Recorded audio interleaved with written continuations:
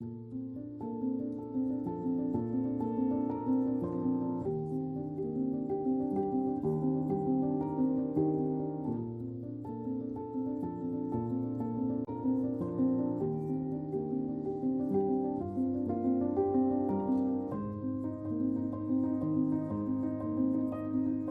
সবাইকে, good morning. আমি সৌমি আর আমার চ্যানেলের আরও একটি নতুন ব্লগে আপনাদের সব্বাইকে স্বাগত।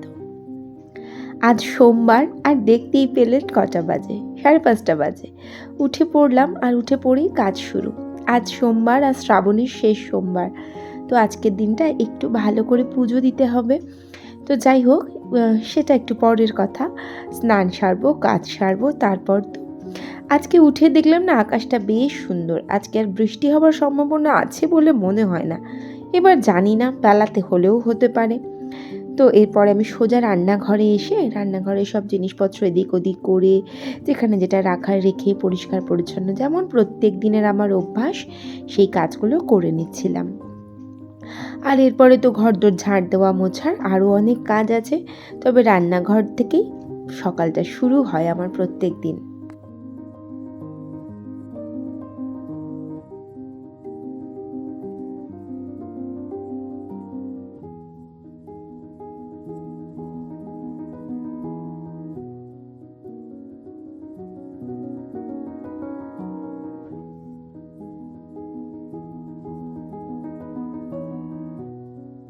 তো রান্নাঘর পরিষ্কার করে আমি ডাইনিং টেবিলটাও একটু মুছে নিচ্ছিলাম। তমাল করে দেয় রাত্রেবেলা ও যখন খায়, তবে আমি আর একবার করি সকালবেলা। বাবুইকে ডাকলাম, তুই উঠবি? বলল এখন উঠবো না, একটু পরে উঠছি মামা। আবার আমি বললাম, তোকে কিন্তু আমাকে ফুল এনে দিতে হবে। ও বললো আচ্ছা মামা, ঠিক আছে, আমি করে দেবো। ঘুমিয়ে ঘুমিয়ে বলছে, আবার ভালো করে বলছে, জানি তো মামা রেগে যাবে। তো এরপর আমি ডাইনিং টেবিলটাও খুব ভালো করে পরিষ্কার করে নিলাম।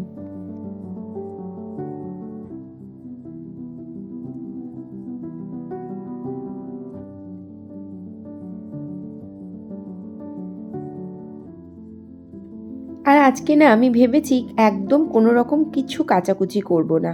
এই কদিন এত কাচাকুচি করতে হয়েছে না, মানে বৃষ্টি এসেছে, বারবার দৌড়ে দৌড়ে ছাদে উঠতে হয়েছে। আমি কাচাকাচির ব্যাপারটাতে ভীষণ ক্লান্ত হয়ে পড়েছি। গতকাল আমাকে একজন দিদিভাই, আমার নামটা সত্যিই মনে নেই, আমাকে বলেছে একজন হেল্পিং হ্যান্ডের কথা। সত্যি বলছি দিদিভাই, আমিও না কথাটা ভাবছি। আজকেই তমালকে বলছিলাম, দেখলাম আর সেরকম কোনো কথা হলো না। নানা রকম ব্যস্ততা চিন্তা তো থাকেই, তো ভাবলাম এই কথা নিয়ে পরে কথা হবে। তো এরপর আমি ভালো করে একটু ঘরদোরটা ঝাড়ফাট দিয়ে মুছে নেব।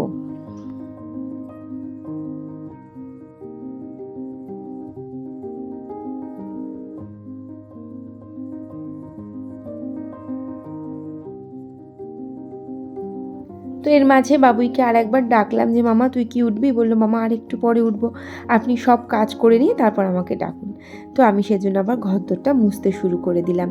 কাজগুলো করতে তো সত্যিই খানিকটা সময় লাগে, তো একটা একটা করে সব কাজ গুছিয়ে নিয়ে আবার অন্য কাজে যেতে হবে।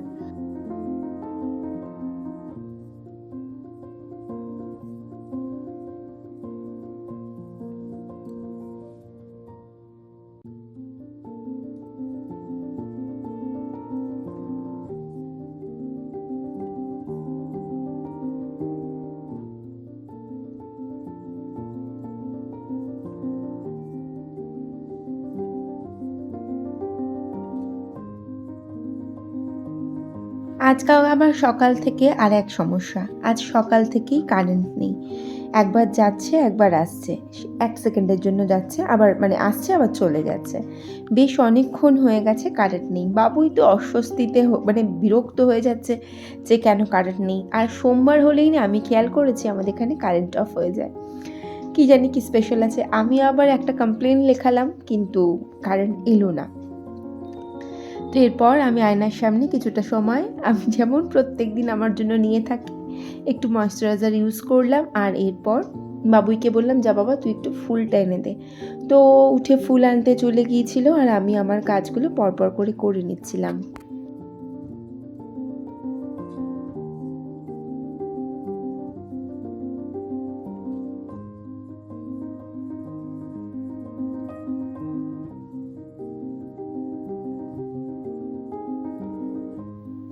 সব ঘরে তো আমি গঙ্গা জল ছড়িয়ে দিই সকাল বিকাল, মানে সকাল সন্ধ্যা ঘরদোর মোছা টোছার পর। বাবুই চলে গেছিলো ফুল আনতে, আর আমি ভাবলাম তাহলে আমি ঘরে একটু ধূপ গঙ্গা জল দিয়ে নিই, তারপরে ঠাকুর ঘরে যাব। না হলে কখনো কখনো আগে পুজো দিয়ে এসে নিচে করি, কিন্তু গঙ্গা জলটা আগে ছড়িয়ে দিই। আর আজকে না ইচ্ছে হলো ওই ফুল যে ধূপটা অনেক দিন ইউজ করা হয়নি, তো সেই ধূপটা ইউজ করি বলে দুখানা বার করলাম, একটা জাসমিন আর একটা তো তুলসী।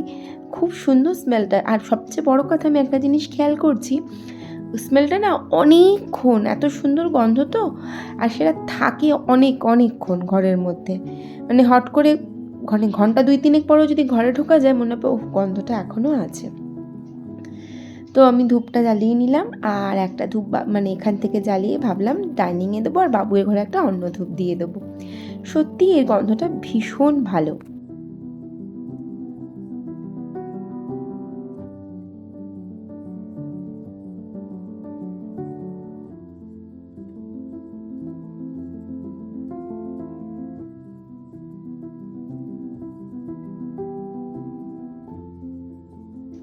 তো সব ঘরে দুয়ারে ধূপ টুপ গঙ্গা জল দিয়ে আমি না ওয়েট করছিলাম বাবুই কখন আসবে ফুলটা নিয়ে। আর বাবুইকে বলেছি আমি, মামা তুই ভালো দেখে একটু ফুল নিয়ে আসিস। ও বললো, মাম্মা আমি নয় ভালো দেখে নিয়ে আসবো, পেলে তো। কারণ এই বর্ষায় বেশ কিছুদিন ধরে ভালো ফুল পাওয়াই যাচ্ছে না, আর ভালো ফুল পাওয়া গেলে তার অতিরিক্ত দাম হচ্ছে। তা গত দিনকে বাবুই খুব সুন্দর ফুল নিয়ে এসেছিলো, মানে গত শনিবার দিন। তবে আজকে কি জানি কেমন ফুল নিয়ে আসে। তো যাই হোক, ও ফুলটা নিয়ে এসেছিলো, আমি ভাবছিলাম যে কেমন আনবে, খুব একটা ভালো আনেনি, অল্প একদম ফুল নিয়ে এসেছে। আর আমি ছাদের থেকে কিছু ফুল ফুটেছিল, সেই ফুল টুলগুলো তুলে নিচ্ছিলাম। তো এবার পুজো দিতে বসবো। আজকে সোমবার, আজকে ভেবেছি আমি মহাদেবকে পঞ্চামৃত দিয়ে স্নান করাবো। এটা তো শ্রাবণের শেষ সোমবার, তো এইটুকু করা যেতেই পারে। তো কিছু ফুল তুলে নিয়ে আমি সোজা চলে এলাম ঠাকুর ঘরে।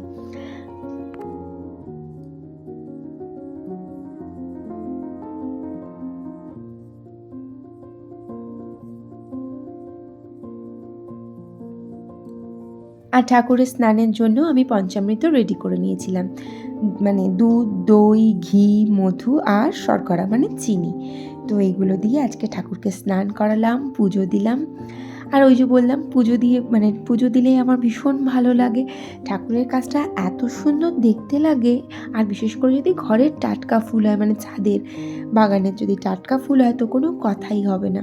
আর ধূপ মোমবাতি, মানে ধূপের গন্ধ, মোমবাতি, প্রদীপের আলোতে একদম ঠাকুরের কাজটা ভরে ওঠে পবিত্রতায়। এটা আমার পার্সোনাল মতামত। ওপর থেকে নিচে নামলাম পুজো দিয়ে, বাবুই চা করে দিয়েছিল। চা খাওয়া আমাদের প্রত্যেকের কমপ্লিট। আর আজকে ভাবলাম পুরো নিরামিষ দিন, তো ভাবলাম আজকে ব্রেকফাস্টে করব আলু ভাজা, রুটি। অনেক দিন হয়ে গেছে রুটি আলু ভাজা খাওয়া হয় না, তো আজকে ভাবলাম সেটাই করব। এখনও কিন্তু কারেন্ট আসেনি আমাদের। আর যদি না না না না ভুল বললাম, কারেন্ট এসেছিলো আবার চলে গিয়েছে। তো আলুটা কেটে নিয়েছিলাম, আর এদিকে আলুটা ভাজতেও বসিয়ে দিলাম।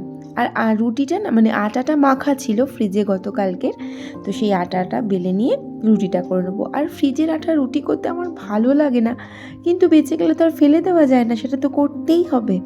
তো রুটিটা বেলতে আসলে সমস্যা হয়, ঠিক করে বেলতে পারি না, আমার বিরক্তিকর লাগে। রুটিটা না আমি করতে খুব একটা ভালোবাসি না, কিন্তু খেতে তো ভালোবাসি, তো সেই জন্য করতে তো হবেই। তো রুটিটা আগে বেলে নিচ্ছিলাম, আর কোনো রকম একটু বেলে নিই, প্রতিযোগিতায় তো আপাতত যাচ্ছে না রুটি আমার, তো এটা দিয়েই আপাতত হয়ে যাবে।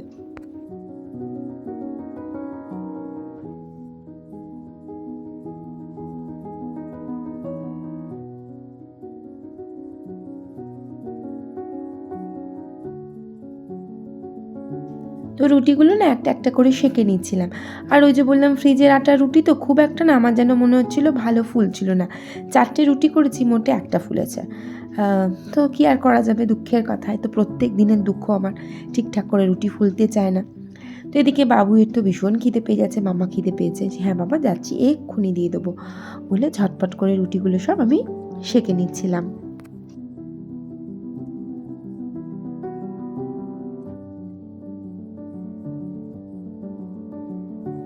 তো খাবারটা রেডি করলাম, করে না ওকে আগে দিয়ে দিলাম, আর বাবুইকে খেতে দিয়ে আমিও বসে গেলাম, আমারও খিদে পেয়েছে।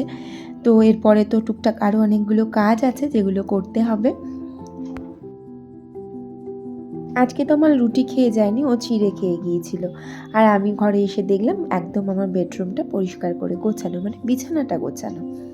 আর এদিকে আমি ভাবলাম ঠিক আছে তাহলে আজকে আবার সোমবার যেহেতু বাবুয়ের পড়া আছে, আমি আর বিশেষ কিছু কাজ করলাম না। আমি না দেখলাম যে সবটাই ঠিকঠাক করে গোছানো আছে, কোনো অসুবিধা নেই, ড্রেসিং টেবিল গোছানো, সবই গোছানো আছে। আর বাবুইয়ের ঘর বাবুই সকালবেলায় গুছিয়ে নিয়েছে, তাই আমি ভাবলাম থাক, আর আজকে কোনো তামঝাম করবো না, চলে আসি রান্নাঘরে। এসে আমি না কিছু বাসন পড়ছে, আগে বাসনপত্রগুলো মেজে ফেলি, রান্নাঘরটা তাহলে অনেকটা পরিষ্কার হয়ে যাবে।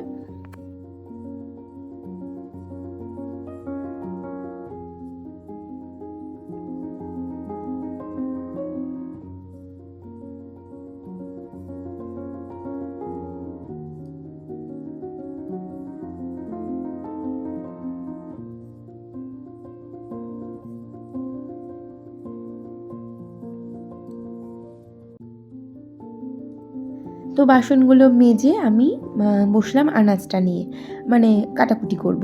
তো আজকে না ভেবেছি নিরামিষ করব, আজকে ওই যে বললাম শ্রাবণের শেষ সোমবার, তো আজকে নিরামিষ রান্না করব। আজকে আমি পোস্ত করব ঝিঙে দিয়ে, ঝিঙে আলু পোস্ত, মুগের ডাল আর হচ্ছে উচ্ছে ভাজা। আমার ছেলে তৃপ্তি করে খাবে, তোমাদেরও আশা করি ভালো লাগবে। তো সেই জন্য প্রথমে আলুটা কেটে নিলাম আর ঝিঙেগুলোও কেটে নিলাম। কিছুটা মানে দুটো না তিনটে ঝিঙে ছিল 2-3 দিন আগেকার ফ্রিজে। আর গতকাল তমাল বাজারে গিয়েছিল, সেখান থেকেও কিছু ঝিঙে নিয়ে এসেছিল। তো ভাবলাম ঝিঙেটাকে কমপ্লিট করে নিই। আর এরপরে কাটাকুটি করে নিয়ে আমি চলে এলাম সোজা রান্নাঘরে। উচ্ছেটা প্রথমে ভাজতে বসিয়ে দিলাম। ভাতটা একবার আমি ফুটিয়ে নিয়েছিলাম, আর একবার ফুটলেই উপর দিয়ে নেব। তো উচ্ছে ভাজাটা বসিয়ে দিলাম, আর এদিকে আমি প্রেশার কুকারের মধ্যে তেল দিয়ে তার মধ্যে জিরে, শুকনো লঙ্কা, তেজপাতা ফোড়নে দিলাম। দিয়ে একটু বেশ সুন্দর গন্ধ আসার পর আমি এর মধ্যে ধুয়ে মুগ ডালটা দিয়ে দিয়েছিলাম। আর ধুয়ে মুগ ডাল দিলে না একটু ভাজতে সমস্যা হয়, কিন্তু ধুতে তো হবেই।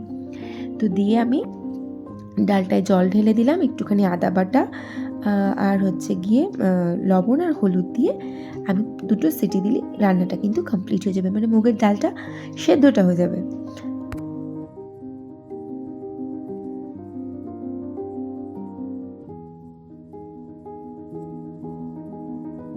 আর এরপর আমি এদিকে আর একটা কড়াইয়ের মধ্যে একটু কালো জিরে ফোড়ন দিয়ে তেলের মধ্যে দিয়ে দিলাম আলুগুলো। এটা আমি পোস্ত রান্না করব। আলুটা একটু ভালো করে নাড়াচাড়া করে নেবো লবণ দিয়ে। আর তারপরে এর মধ্যে যা যা মশলা লাগবে সেগুলো দিতে থাকবো।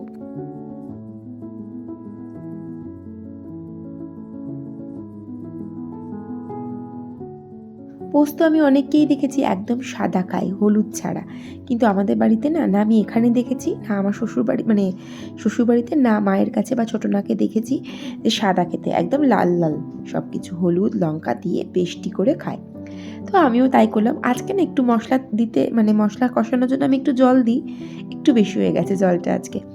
তো এরপরে সব মশলা টশলা দিয়ে পোস্তটা দিয়ে দিলাম, ভালো করে নাড়িয়ে চাড়িয়ে আমি এর মধ্যে ওই ঝিঙেগুলো দিয়ে দেবো। আমাকে না অনেকেই বলে কাঁচা ঝিঙে দাও, আমি কাঁচা ঝিঙেই দিই। তারপর একটুখানি ওই কী বলবো, মিক্সির বাটিটা একটু ধুয়ে সেটাও জলটা দিয়ে দিলাম।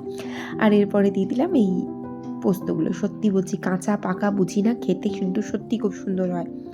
আমি ভাজি না, ঝিঙে ভাজবো কি, ওই তো ওইটুকু জিনিস দিলেই নেতা হয়ে যাবে। তো এরপরে খুব ভালো করে কষিয়ে নিলাম। আর এদিকে এটা কষানো হতে থাক, আর এদিকে না ডালটা আমার হয়ে এসেছিল, ফুটে উঠেছে ডালটা। আমি এর মধ্যে একটুখানি দিয়ে দেবো চিনি আর ঘি। আর এইদিকে আমার ভাতটাও কিন্তু ফুটছে, এটা সেকেন্ড টাইম, এবার উপর দিলেই হয়ে যাবে। আর এদিকে তরকারিটাও কিন্তু একদম হয়ে এসেছে। নামানোর সময় আমি এর মধ্যে আর একটু শুকালে নামানোর সময় আমি এর মধ্যে দিয়ে দেবো একটুখানি সর্ষের তেল। রান্না কমপ্লিট, রান্নাঘরটা গোছালে হয়ে যাবে। আর এদিকে ভাতটা উপর দিয়ে নেব।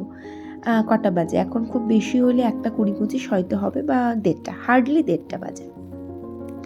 তো ভাতটা উপর দিয়ে নিলাম, বাবুই পড়ছিল তখনও, আর আজকে ওর পড়তে যাওয়ার আছে। আমি একটুখানি ক্লান্ত হয়ে গেছি, তো একটুখানি বসবো, তারপর আবার ওকে খেতে দিতে হবে।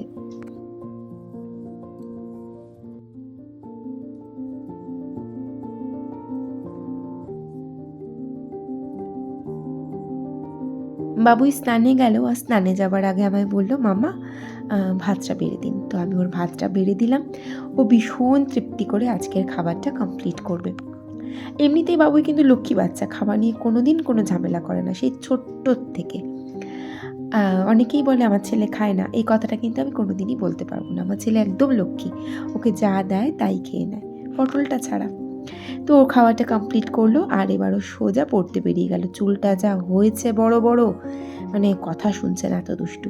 তো ও পড়তে চলে গেল। এবার আমি খেয়ে নেবো, তমালও এসে যাবে। তো ব্লগটা এখানেই শেষ করলাম। ভালো লাগলে প্লিজ পাশে থেকে যাবেন। ভিডিওটা দেখার জন্য থ্যাংক ইউ সো মাচ। দেখা হচ্ছে নেক্সট ব্লগে। Till then, tata.